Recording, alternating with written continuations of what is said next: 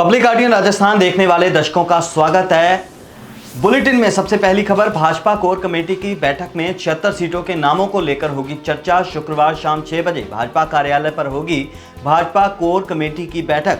राजस्थान विधानसभा चुनाव को लेकर अब हनुमान बेनीवाल ने किया बड़ा ऐलान। आजाद समाज पार्टी के साथ गठबंधन कर उतरने का किया ऐलान। कांग्रेस की तीसरी सूची में कई चौंकाने वाले नाम, एक मंत्री रमेश मीणा सहित 13 विधायकों को दिए गए टिकट। जल्द खत्म होगा भाजपा की तीसरी सूची का इंतजार, आज होगा मंथन। आपने राजस्थान विधानसभा चुनाव में 23 उम्मीदवारों की पहली सूची की जारी। सूची में सबसे पहला नाम डॉक्टर हरीश रहेजा का।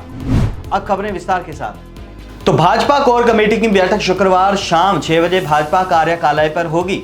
इस बैठक में शेष बची 76 सीटों के नामों को लेकर चर्चा होगी। इसके बाद कोर कमेटी के कुछ सदस्यों के साथ दिल्ली में केंद्रीय गृह मंत्री अमित शाह और भाजपा के राष्ट्रीय अध्यक्ष जेपी नड्डा के साथ बैठक होगी। इसी बैठक में हर सीट पर एक एक नाम फाइनल होंगे। इन नामों को अगले हफ्ते होने वाली केंद्रीय चुनाव समिति की बैठक से मोहर लगवाई जाएगी। पार्टी सूत्रों की माने तो शेष बची सीटों पर प्रत्याशियों की घोषणा 2 या इससे ज्यादा सूची के जरिए की जाएगी। पार्टी में अब तक 2 सूचियों के माध्यम से 124 प्रत्याशियों की घोषणा की जा चुकी है। कांग्रेस ने भले ही 3 सूचियां जारी की हों, लेकिन भाजपा ज्यादा प्रत्याशियों की घोषणा कर कांग्रेस से आगे नजर आ रही है। गौरतलब है कि 30 अक्टूबर को नामांकन प्रक्रिया शुरू हो जाएगी। माना जा रहा है कि इस प्रक्रिया के शुरू होने के बाद ही भाजपा की सूची आएगी। राजस्थान के चुनावी रण में राष्ट्रीय लोकतांत्रिक पार्टी के आजाद समाज पार्टी के साथ गठबंधन कर उतरने का ऐलान किया है। आरएलपी सुप्रीमो और नागौर से सांसद हनुमान बेनीवाल व आजाद समाज पार्टी के राष्ट्रीय अध्यक्ष चंद्रशेखर आजाद ने इस गठबंधन की घोषणा की है। गठबंधन होने के बाद हनुमान बेनीवाल ने कहा कि दोनों दल एकजुट होंगे और एक परिवार की तरह राजस्थान विधानसभा चुनाव लड़ेंगे। हनुमान बेनीवाल ने कहा है कि इस गठबंधन में कई विधानसभा क्षेत्रों पर असर पड़ेगा।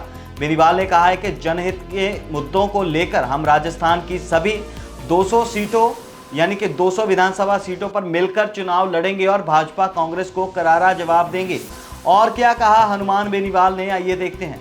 देखिए, ईडी की जो कार्रवाई हुई है ये उस समय होनी चाहिए जब पेपर लीक की घटना है। अभी कार्रवाई, और दूसरा मैं कहना चाहूँगा कि खाली कार्रवाई से नहीं होता, 2 चीज़ होती है। मुख्यमंत्री बयान देते हैं जल शक्ति मंत्री के खिलाफ कि ये संजीवनी के अंदर आरोपी, सीएम खुद ही बयान देते रोज, तो आरोपी तो गिरफ्तार करें, और नहीं है तो बयान नहीं दें।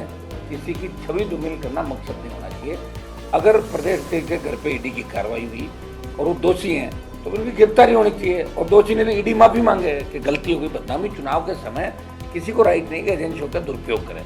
ये ईडी से मैं सवाल पूछ रहा हूँ कि ईडी अगर गोविंद डोटासरा दोषी है तो ईडी आने वाले 3 दिन के अंदर उनकी गिरफ्तार करे, और दोषी नहीं है तो ईडी माफी मांगे कि गलती से घर में घुस गए। और बजरी माफिया, जिसके साथ भारतीय जनता पार्टी के नेता अक्सर 7 स्टार होटलों में दिखते हैं, तो दाड़ रहे थे इसके ऊपर आपके टेलीविजन पे, आपकी इलेक्ट्रॉनिक मीडिया पे। मैं उनसे ही पूछना चाहता हूँ कि ये जो बजरी माफिया है, इसने सबसे बड़ा घोटाला, सबसे बड़ा घपला राजस्थान में किया, भारतीय जनता पार्टी को टिकटें मारता दिख रहा है, तो ईडी की कार्रवाई बजरी माफिया क्यों नहीं हो रही? मैं लंबे समय से मांग कर रहा हूँ, 12 रैली करी मैंने राजस्थान में, तो ईडी वहाँ क्यों नहीं पहुँची? और ये पेपर लीक की जो घटनाएं हुई, इसको लेकर लोकसभा के अंदर में हमने मामले उठाए, प्रदेश की सड़कों पर आरएलपी ने संघर्ष किया, ईडी की कार्रवाई की हमने मांग करी, सीबीआई की कार्रवाई की मांग करी। लेकिन ईडी की कार्रवाई का मतलब ही नहीं कि ईडी छापा मारे और चली जाए, अखबार में छप जाए, या टीवी पर आप दिखा दो ईडी की कार्रवाई हुई। हुआ क्या? अगर दोषी है पकड़ो, और नहीं है तो कार्रवाई मत करो। ये प्रदेश की जनता जानना चाहती है, और अशोक गहलोत से भी पूछ रही है कि आप बार शेखावत पर जो आरोप लगा रहे हो कि संजीवनी में दोषी है, दोषी तो गिरफ्तार करो, और नहीं है तो बदनाम मत करो। ये चुनाव के समय ही बात क्यों लेके आ रहा हो? अब चुनाव है, चुनाव से पहले भी कार्रवाई हो सकती है। क्लियर करना चाहिए। राजस्थान की जनता चाहती है कि क्लियर कटो, हमें भ्रामक प्रचार और दुष्प्रचार के अंदर नहीं धकेला जाए। ये राजस्थान की आम जनता, ईडी की कार्रवाई होनी चाहिए। मैं कह रहा हूँ ईडी, सीबीआई, हम सब मांग करते हैं कि ये इसी के लिए एजेंसियाँ बढ़ी, लेकिन उसका समय तय होना चाहिए कि आज का समय क्यों चुना, या ये 3 महीने पहले क्यों नहीं कार्रवाई? क्या इतने टाइम पर डॉक्यूमेंट नहीं मिले कि टारगेट करके जैसे किस केस को आप कर रहे हो? तो ये जो समय है, और जब कार्रवाई कर ली, ईडी के पास सूचनाएं थी, तभी तो ईडी पहुंची थी, तो फिर ईडी को इसका खुलासा करना चाहिए और इनके खिलाफ कार्रवाई कर, और नहीं तो ईडी को माफी मांगनी चाहिए। मेरा और बजरी माफिया के खिलाफ ईडी को बड़ी कार्रवाई करनी चाहिए, भारतीय जनता पार्टी के टिकट बांट रहे हैं। मैनिफेस्टो तो हम कर देंगे 29 की रैली के तुरंत बाद, 1-2 दिनों के अंदर बैठ के तय कर लेंगे। हमारा मैनिफेस्टो करीब एक साइज है गठबंधन का, एक ही मैनिफेस्टो होगा। दूसरी पार्टियां जो अपना संकल्प पत्र बनाने के लिए या फिर सुझाव मांग रही है जनता से या लोगों से, लेकिन आपकी पार्टी जो नई पार्टी है, नया क्या कर रहे हो इस बार आपकी सरकार में पार्टी? हम तो सारे नया ही कर रहे हैं और कर कौन रहा नया राजस्थान का? 70 साल में किसी ने नया किया ही नहीं भाई। पहली बार ये अलायंस भी नया हुआ, देखिए आप, जवानों का और संघर्षशील 2 नेता जो देश में लड़ाई लड़ रहे हैं, प्रदेश में लड़ाई लड़ रहे हैं। पहलवान बेटियां संकट में थी, आप भी गए थे, संघ सेक्रेटरी गए, मैं वहाँ गया हूँ बेटियों के लिए।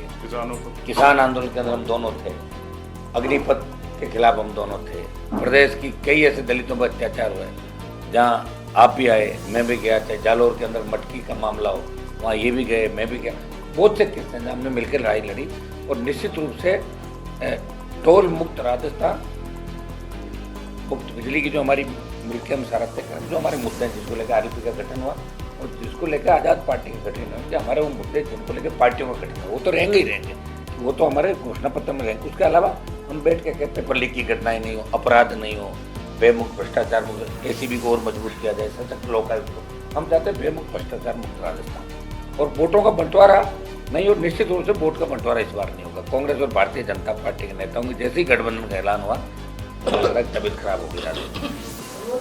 सोशल मीडिया पर आरएनपी के 2 उम्मीदवारों की लिस्ट जारी वायरल हो रही है, उस लिस्ट को लेकर आप क्या कहेंगे? मुझे नहीं पता कब होगी जारी, एक घंटे में चलती रहती है कुछ ना कुछ। 18 की है क्या? 2018 वो तो अब एक लिस्ट अभी जारी करें, हम दोनों बैठे हैं बात करके 15 अभी अब जारी कुछ भी करते थे। सोशल मीडिया पर आप देख रहे हो ना, ये सोशल मीडिया का जमाना, बच्चे कर देते हैं इसको, लेकिन हमारी अभी तक कोई अधिकत। कांग्रेस ने विधानसभा चुनाव के लिए गुरुवार को 19 उम्मीदवारों की तीसरी सूची जारी कर दी है। इसमें एक मंत्री रमेश मीणा सहित 13 विधायकों को टिकट दिए गए हैं। इनमें भाजपा से कांग्रेस में आई शोभा रानी कुशवाहा के अलावा 2 विधायक बसपा के और एक निर्दलीय विधायक भी शामिल हैं। इस तरह कांग्रेस अब तक 95 सीटों पर उम्मीदवार उतार चुकी है। 105 सीटों पर उम्मीदवारों की घोषणा होना अब शेष रह गया है। कांग्रेस की तीसरी सूची में भी पहली की 2 सूचियों की तरह ही ज्यादातर विधायकों को ही टिकट मिले हैं। सहाड़ा विधायक गायत्री देवी का टिकट काटा गया है, वहीं परिवार में ही देवर राजेंद्र त्रिवेदी को उम्मीदवार बनाया गया है। यहाँ टिकट को लेकर दोनों आमने सामने थे। इसी तरह कांग्रेस में आए बसपा विधायक वाजिब अली को नगर और लाखन सिंह मीणा को करौली से उम्मीदवार बनाया गया है। निर्दलीय रामकेश मीणा को गंगापुर से टिकट मिला है। निर्दलीय व बसपा से आए विधायकों को सियासी संकट में सरकार का साथ देने के लिए उपकृत किया गया है। भाजपा से निष्कासित चल रही विधायक शोभा रानी कुशवाहा को अब कांग्रेस से धौलपुर से उम्मीदवार बनाया गया है। भाजपा बची हुई 76 सीटों पर मंथन करने के लिए शुक्रवार को बैठक करने जा रही है। यही बैठक भाजपा प्रदेश कार्यालय में होगी। भाजपा बची हुई 76 सीटों पर मंथन करने के लिए शुक्रवार को बैठक करने जा रही है। ये बैठक भाजपा प्रदेश कार्यालय में होगी। कोर कमेटी की इस बैठक में भाजपा पैनल तैयार करेगी। इसके बाद दिल्ली में कोर ग्रुप के चुनिंदा लोगों के साथ केंद्रीय गृह मंत्री अमित शाह और भाजपा के राष्ट्रीय अध्यक्ष जेपी नड्डा के साथ बैठक होगी। इस बैठक में हर सीट पर एक नाम फाइनल होंगे। इसके बाद केंद्रीय चुनाव समिति की बैठक में मोहर लगवाई जाएगी। कोर कमेटी की बैठक से पहले गुरुवार को चुनाव प्रभारी प्रहलाद जोशी और वसुंधरा राजे के बीच भी कुछ देर भाजपा प्रदेश कार्यालय में मंथन हुआ। बैठक में 76 सीटों के अलावा उन सीटों पर भी चर्चा होगी जहां बगावत हो रही है।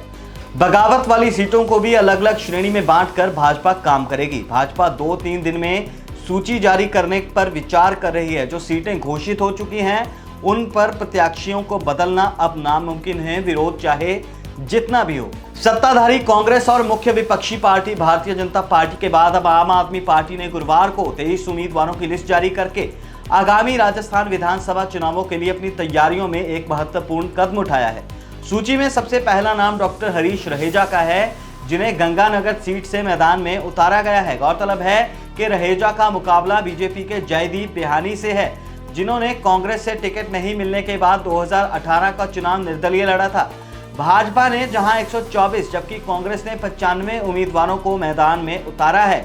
आपने गंगानगर से डॉक्टर हरीश रहेजा, रायसिंह नगर से धन्ना राम मेघवाल, भादरा से महंत रूपनाथ, पिलानी से राजेंद्र मावर, नवलगढ़ से विजेंद्र डोटासरा, को चुनावी मैदान में उतारा है। बता दें कि कांग्रेस ने गुरुवार को आगामी राजस्थान चुनाव के लिए 19 उम्मीदवारों की अपनी तीसरी सूची जारी की थी। राज्य में एक ही चरण में 25 नवंबर को मतदान होगा और वोटों की गिनती 3 दिसंबर को होगी। नवीनतम सूची के साथ पार्टी ने अब तक 95 नामों की घोषणा की है। पार्टी ने पहली सूची में 33 जबकि दूसरी सूची में 43 उम्मीदवार घोषित किए थे।